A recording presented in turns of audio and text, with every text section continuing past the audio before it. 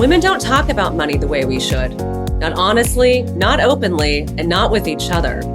But that's changing. I'm Syama Bunten, founder of Wealth Catalyst.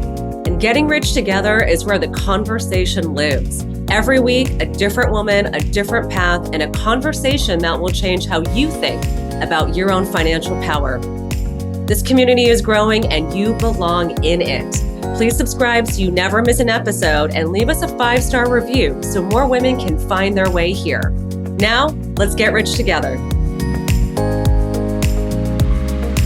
Well, I am joined today by the incredible Melissa Wallace. Melissa, from the moment that I met you, I knew that we were destined to be friends. And it's been just the most incredible unfolding of who you are and your purpose in this world and how much I've gotten a chance to get to know your heart and your spirit. But yet today, our listeners, some of them might know your heart and spirit, but others won't. So for those of you who do not know the lovely Melissa Wallace, Melissa is the founder of Fierce Foundry, the first femtech venture studio in the United States, dedicated to building and funding women-led health tech companies. Girlfriend, you've got over 25 years of experience in building brand. It is incredible. I mean, helping to scale Buddy Media ahead of its acquisition by Salesforce. You are truly the partner in crime when it comes to founders being able to put together operations and business models that are ready to scale and enter the market in big ways.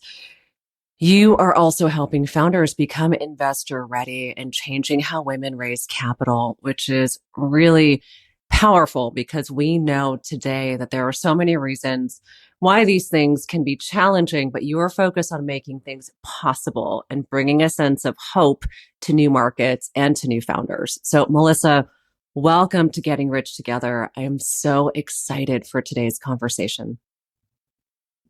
I am so excited to be here, and that sentiment is quite mutual. I'm loving getting to know you, and I'm just so honored to be on this podcast. I mean, the podcast is kind of fabulous. So I'm excited to have you because you're kind of fabulous too. So let's start from the beginning, my love. I mean, before you were out here changing the world, you might have been a little girl who also thought she was changing the world, but you spill the tea. Take me back to a young girl, somewhere between 10 and 12 years old. Where were you on this beautiful planet of ours? What was life like around you? And what was money like around you? Yeah. So right about that time in my life was where there was a real shift happening with sort of how I was growing up, because my father, who grew up very poor, had really started to build his own career and had now sort of transitioned into a role where he was doing really well. We moved from a really tiny house where me and my two sisters shared a room to a brand new house in Port Jefferson, Long Island, right in the middle of Belterre. And, just like this totally shifted experience. And I think because I was younger, I wasn't really paying much attention to that part of it. I just thought, wow, look at this, a new house, a new neighborhood, new school. Looking back on it now, it's definitely like, wow, I was pretty oblivious to what was going on. And I think also because no matter what, even in the years that followed, my father was always very conscious of where the money was spent, how the money was spent. And even though it was, probably a huge honor for him to move into this neighborhood and build his own house in this neighborhood, I think he probably stressed every minute of that. And then, the houses that we had later in life, I think the same, where no matter what, for him, it was about saving for the future and making sure that you were taken care of in the future. But for me, as a kid at that age, I knew I wanted to do something, and it wasn't just like being in school. I can remember, I was a very artistic kid, and my godfather had given me this really awesome art kit, like all kinds of like stenciling things, and it was almost like a what are they called? Caboodle? Yeah, which came out much caboodle. later. Yeah. The little makeup kits. It was sort of like that, but an art kit. It was massive. And I decided that I was going to start a greeting card company. And that was really my first chance of being an entrepreneur. I went door to door. My dad gave me one of his old briefcases, which I absolutely loved. I was not the kind of kid who played house or played with Barbies. I never was into that. But man, when I opened that briefcase and I had that calculator and all the little, things that my dad would throw in there from his office, I felt, like this was me. I was selling my goods and services, and my company was called Mel's Greetings, and not a lot of customers, mostly family and friends. Didn't get very far. What did you But learn it was about fun, and it pricing? was, What was like your early, like, how oh did you think man, about like price? Like, what was your little, like, how are you thinking about pricing your services or like your products? I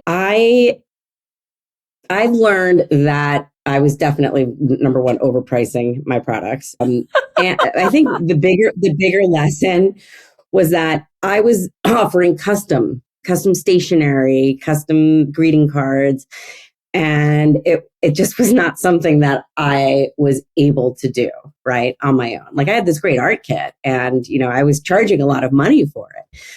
But the reality was just that this was not a scalable business in any way. And so it's definitely something that I hold, kind of deep in my heart, even today, where it's like, it needs to be manageable. It needs to be efficient. It needs to make sense. Right. So, yeah, The it was a early fun experience. money that you got from selling your initial products, did you throw that into like the savings bucket, or like did you follow dad in the we have to save, or was it more like, oh, now I have some spending money to buy the chocolate or the thing I want? Like how did you sort of start to So adopt what that obviously, was? yeah, I mean, this is the 80s, right? So it definitely, it's not like, I had a bank account that I know my parents were putting money into, but the money that I was making, and even, kind of beyond just this period of time, I had envelopes, and in each envelope was labeled something different. And the first was, savings. The second was clothing, because that was important. And the third was like electronics or games. And that changed, as I got older, like when I was, now 14, and I had, my first like babysitting job, did the same thing, but the envelopes changed over time.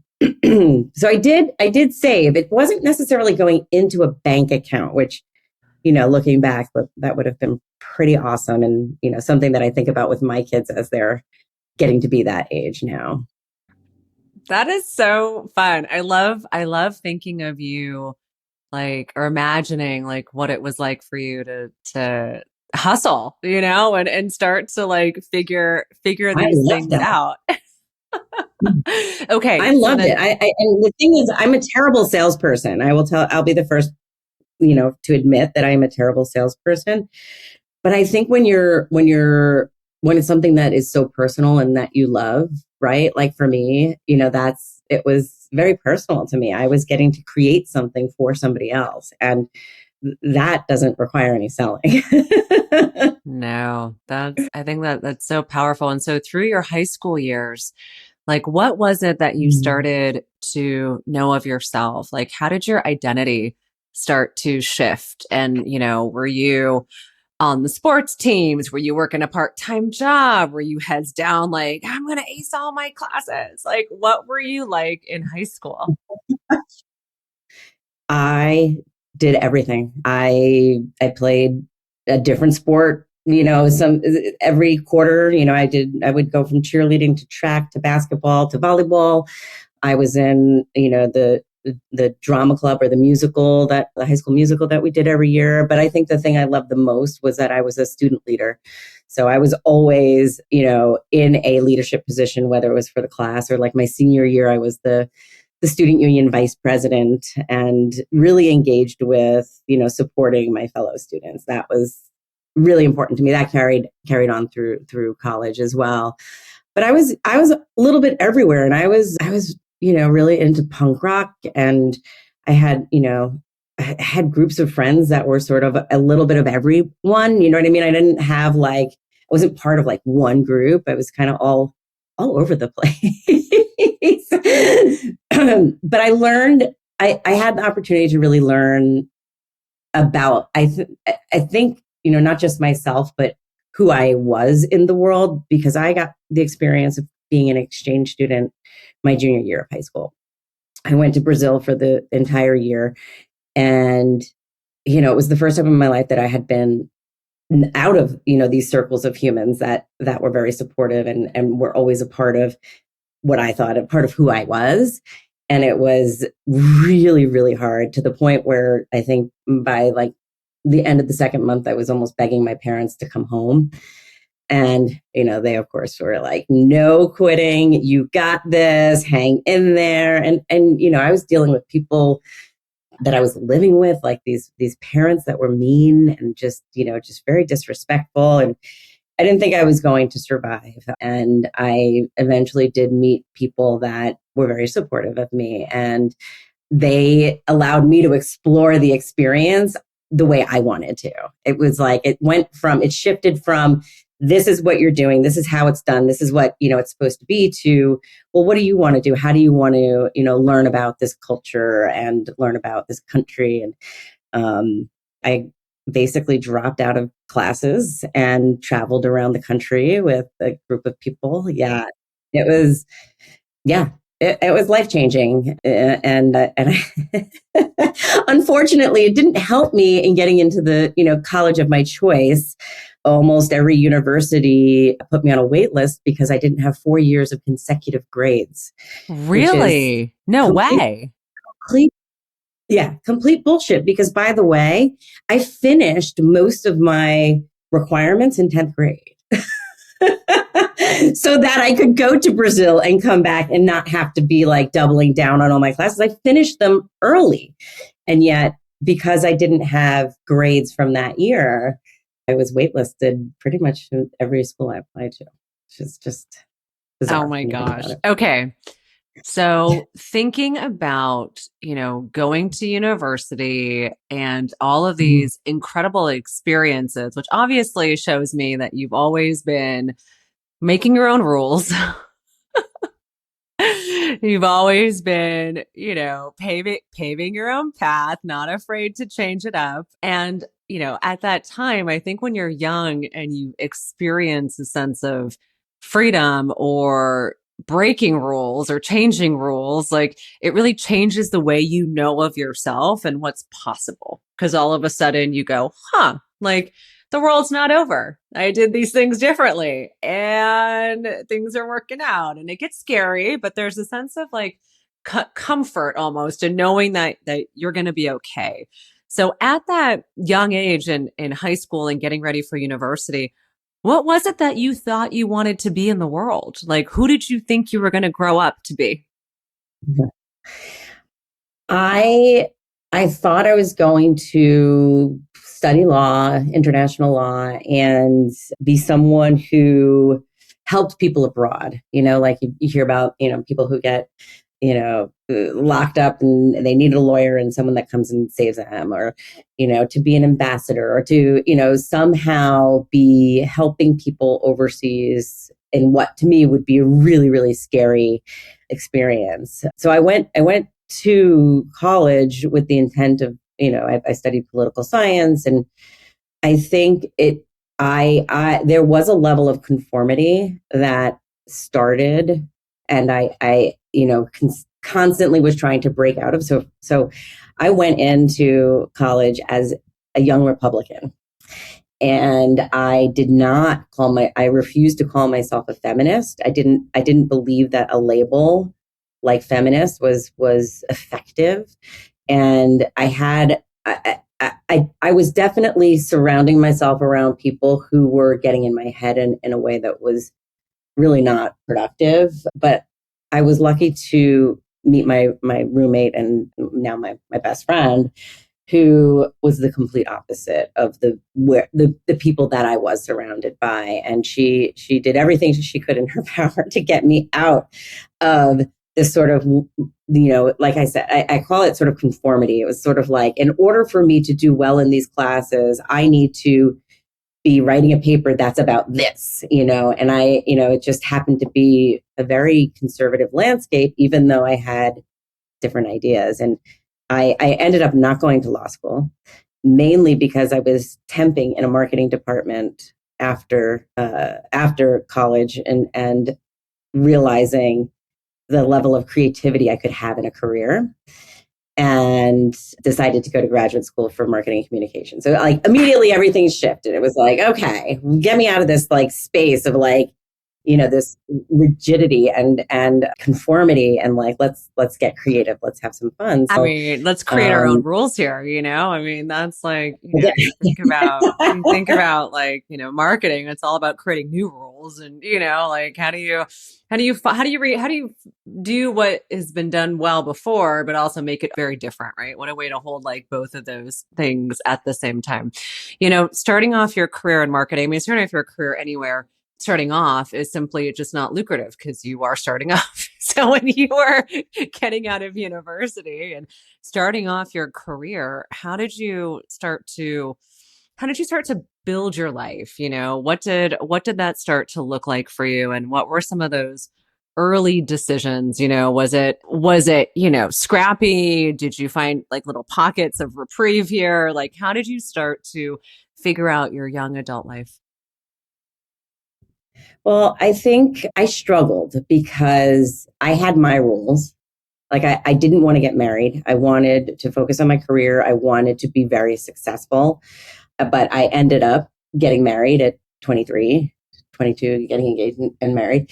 And moving to California and kind of being, on this track of like, I need to continue to grow. I need to, climb the ladder, make more money, be more successful. And I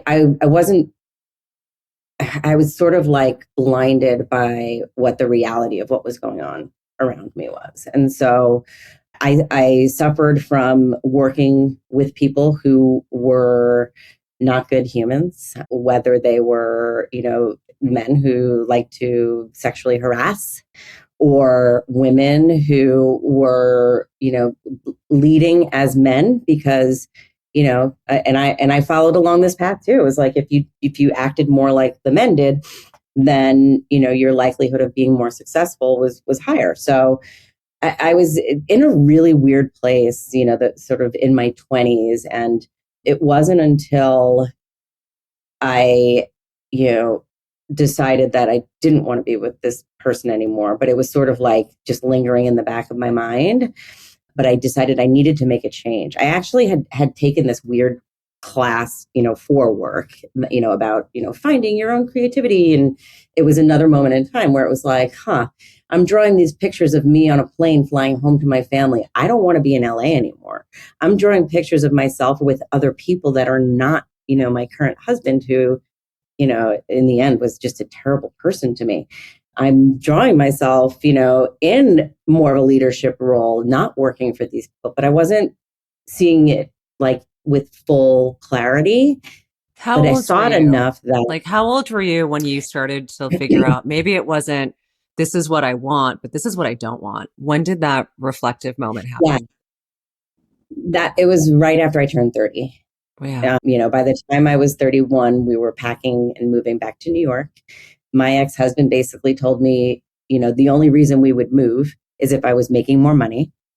So I lied to him. I took a job where I was actually making less money. I was actually working on commission, which, as I just said, I'm not a salesperson, so it was really bad.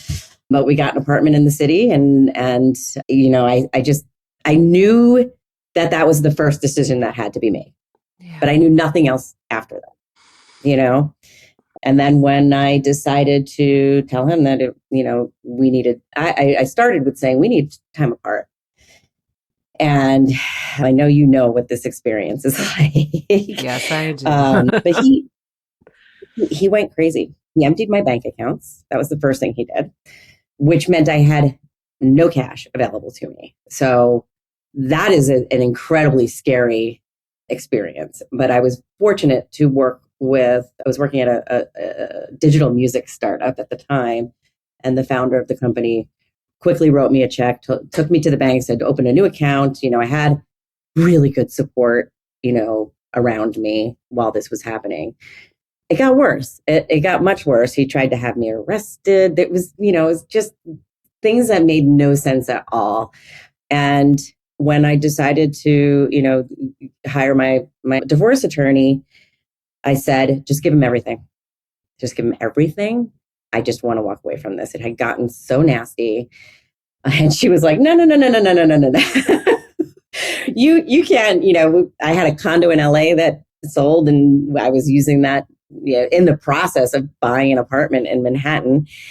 Give it all to him. Just give it all to him. I never want to see him again. Don't want to talk to him again. He was threatening to sue me for future earnings, and just, yeah, all kinds of craziness. And I didn't,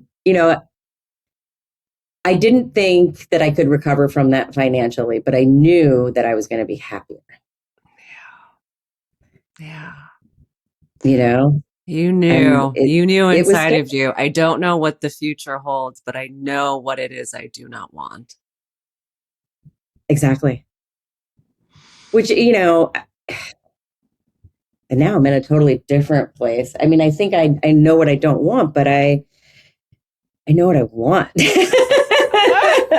It kind of taught me, to go out. I lived my 30s now as a single woman in New York City. I went back to graduate school. I thought I was going to become a filmmaker. I decided that money was not going to be kind of the focal point of my career, that it was creative expression and, being with people that I loved to be with.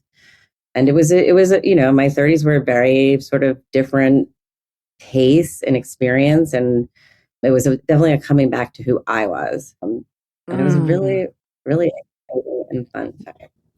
What's really powerful is all of us will be faced with crises, but not all of us will have the strength and fortitude to get on the other side and to be able to really have the perspective. But every single one of us on this planet will all have the traumas and the crises, but really what a gift it is to move forward into the unknown, even though you don't know what it is it's going to yield for you. And also to have had that experience at such a young age. I think in your 30s to have such awareness ultimately also liberates you to again start to build new rules, new playgrounds, and new opportunities for yourself. So talk to us a little bit about, moving from, hey, I'm going to work for you and build you, to I'm going to,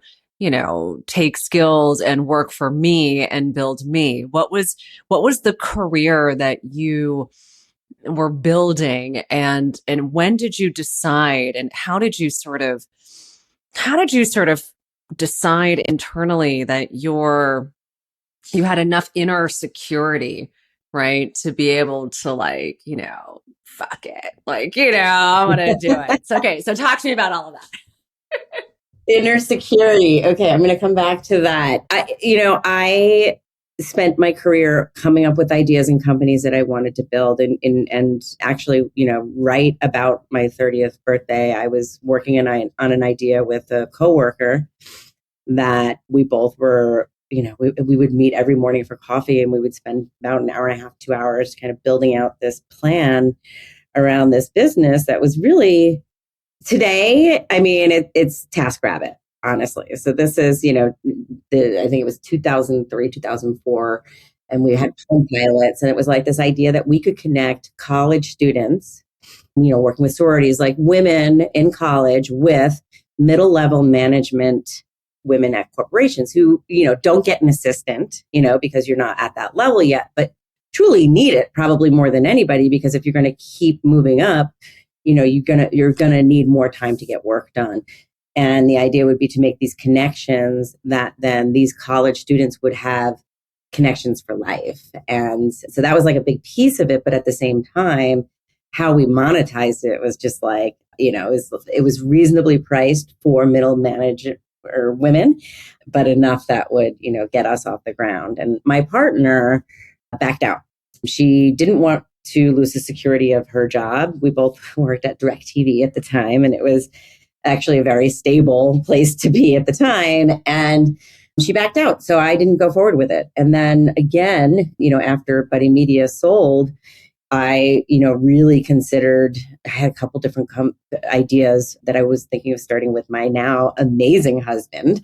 And we were sort of building these different ideas out, and it came back to this idea of stability and, making sure that we had money for the future. But the idea of taking all the money that we had and like investing it into something that we're going to build and it's going to be great was like, he wasn't 100% on board with that. And so I had to take a step back. So if you see, there's a pattern here. I was not doing this. I was not willing to go out and do this on my own. And when I started my marketing agency 8 years ago, I started it with a coworker, someone who had worked with me at a couple different startups. And she really is kind of the other half of marketing. I'm the brand and she's the digital. I'm the consumer side. She's B2B. And it made sense. But there I was, once again, I needed a partner. And after COVID, the agency was suffering. And we work with early stage tech startups, and it started to suffer through just, on the initial part of COVID. Then everybody started getting funding and we were like blowing up. It was fantastic. But I realized kind of in the, kind of stress of what we were building with the marketing agency that I needed something more.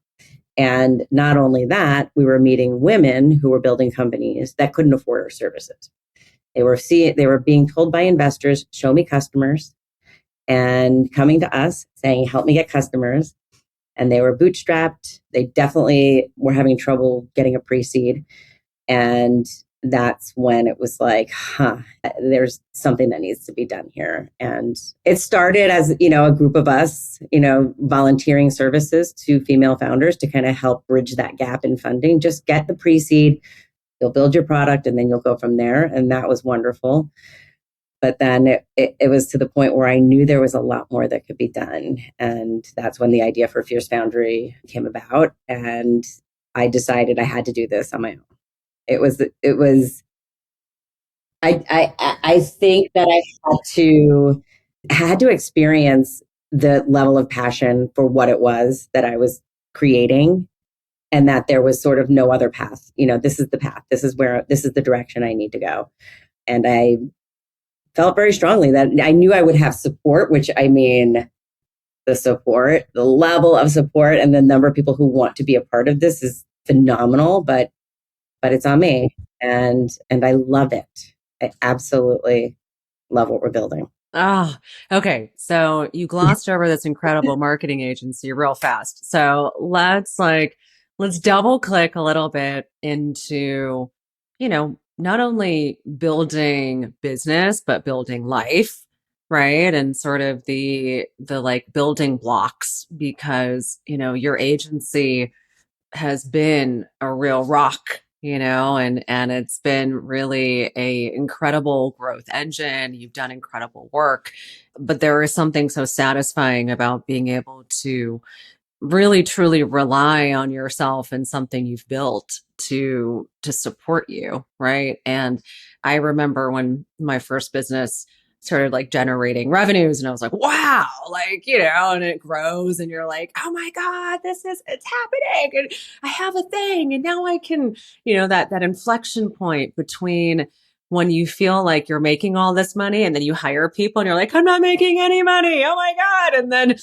it grows again. And so you've been through a lot of, growth and inflection points.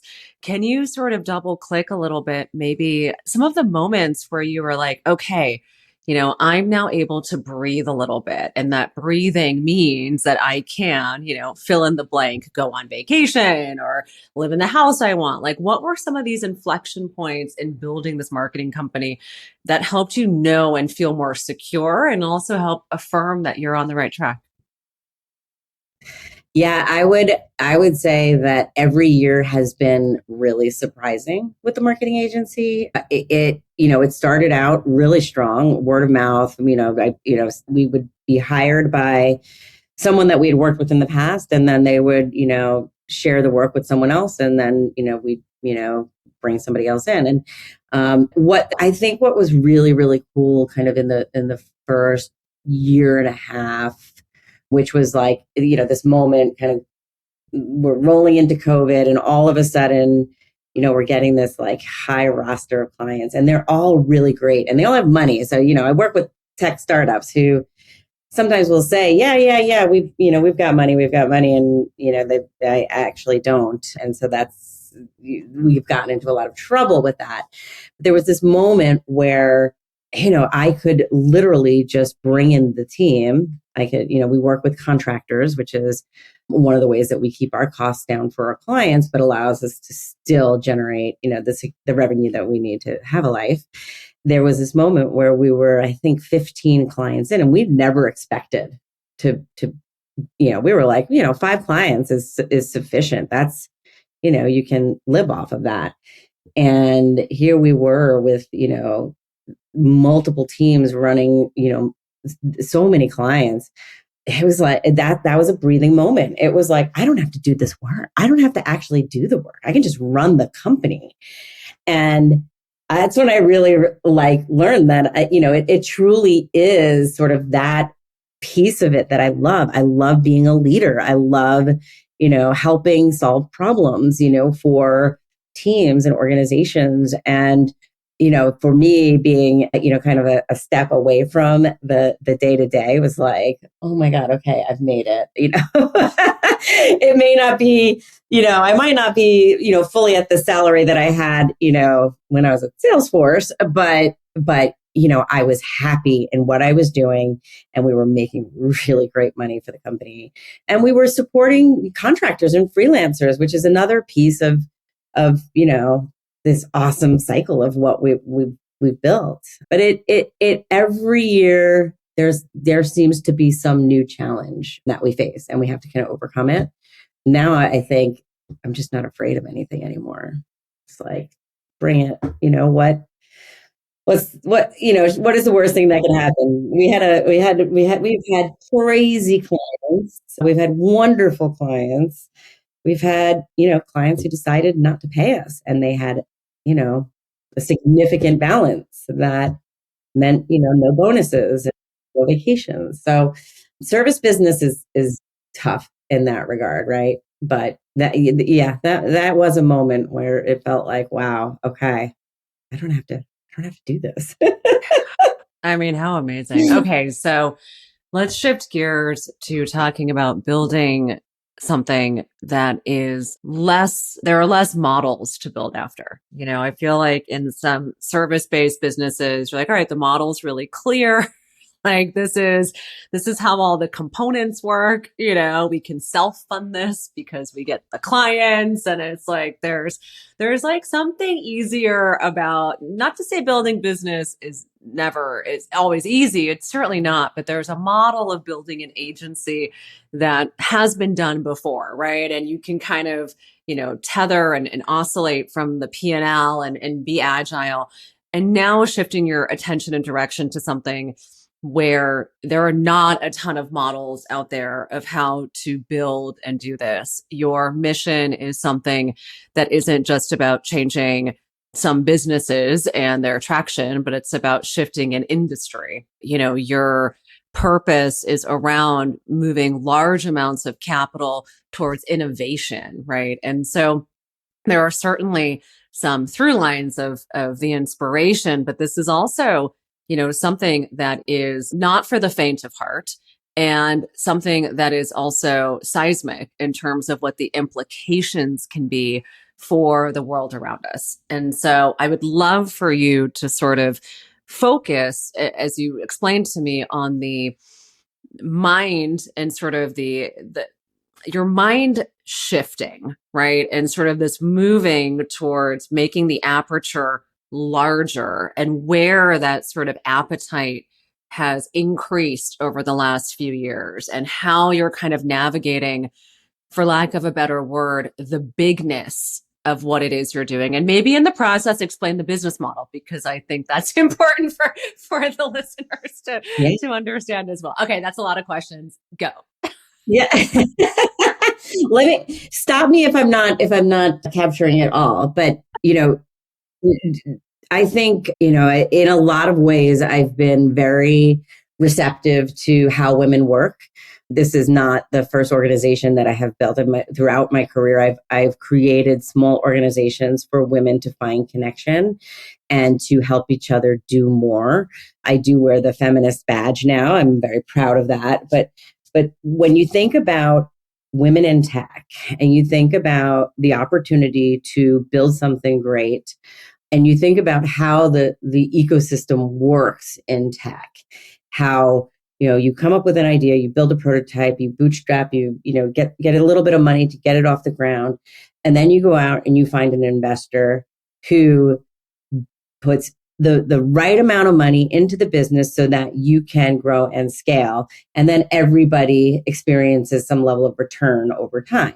Now, for the founder, man or woman, the idea is that, you can eventually go on to exit, IPO, or get an acquisition in play. And then, you come out the other side with an opportunity to start another company or, invest in something wonderful. Okay. So this is how the model has been. Invest and retire fabulously, right? I mean, yeah, exactly.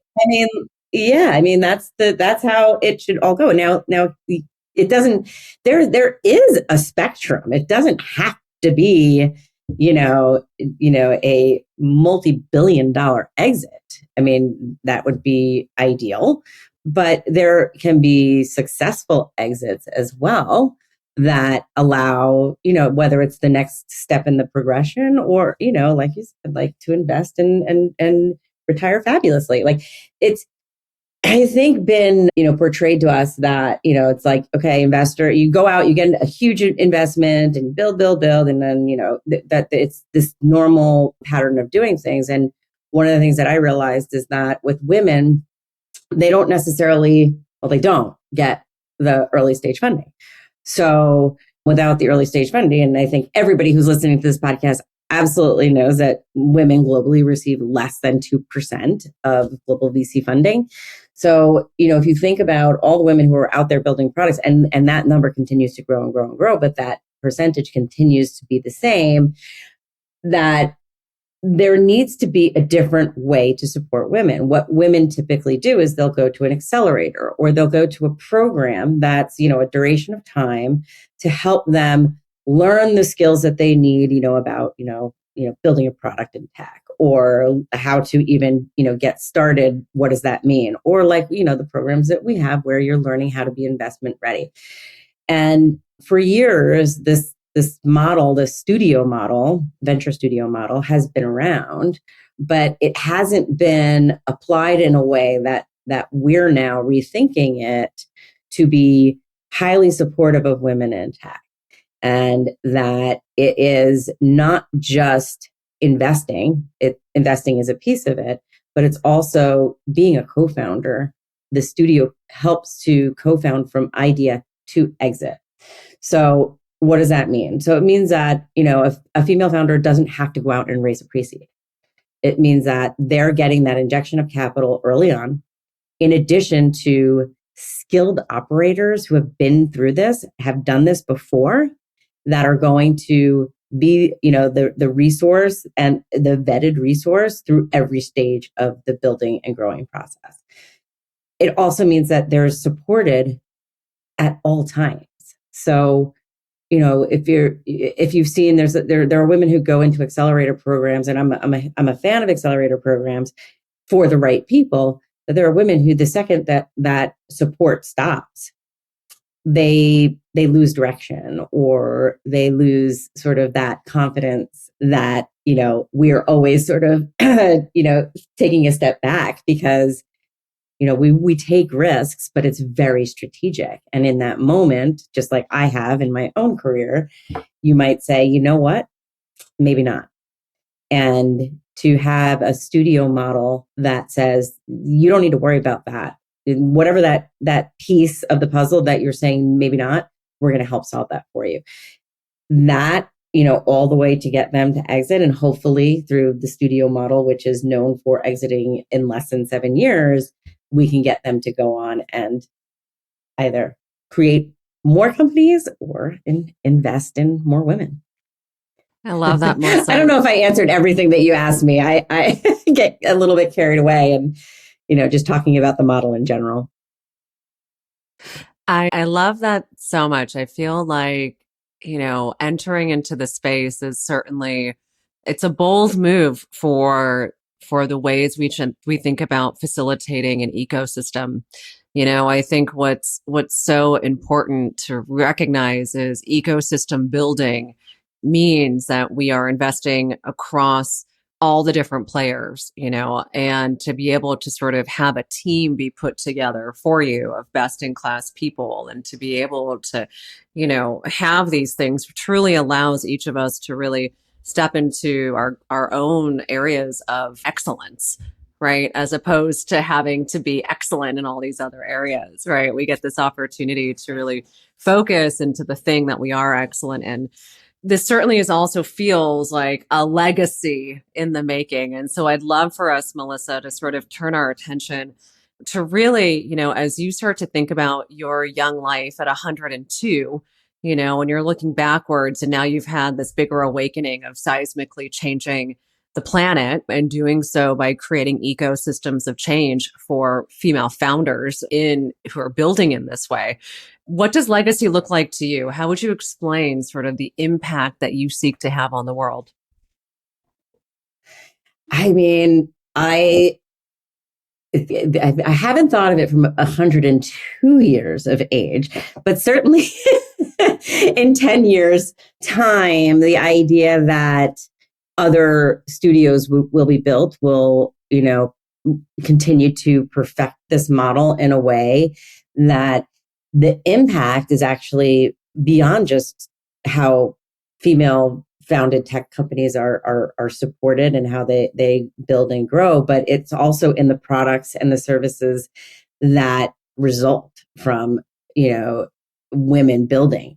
So whether that is, leaning into the health tech side of things. I mean, I meet several women every week who are building something new in women's health that, I've never heard about. And I'm actively doing research on a regular basis. And there are people with solutions out there today that, when I'm 102 years old, my hope is that person is never going to have to even think about how they go to build. It's simply, this is a model that has been perfected over the last 50 years. And now, this is how it works for me. I can go, I can build, I can create something, that, I don't have to face the challenges of simply being a woman to be able to bring this product to life. Honestly, like the impact to women's health, the impact to the economy. Maybe the world is a nicer place as a result of this. Maybe there's more women running companies. That changes everything from, what we're experiencing and everything from climate to education, Yeah, am I being grandiose here? Yeah, absolutely. But it's every aspect of what we're building and bringing this model to life has that potential impact. And so it's really exciting. And I'm my right now, my wish and dream is that, 5-10 years from now, there are similar models that are built for different industries, and that we're really kind of changing how this all works. Bravo, Melissa. It's really, it's like I can see you today in a different way. You've got your custom greeting cards and vis-a-vis creating new businesses, and it's really incredible to see you starting to shape the world like this. And I'm so grateful for the work you're doing. Before we jump, I have two final short questions. The first is, how can we support you? And what is it that you're calling in? What can we do for you, my love?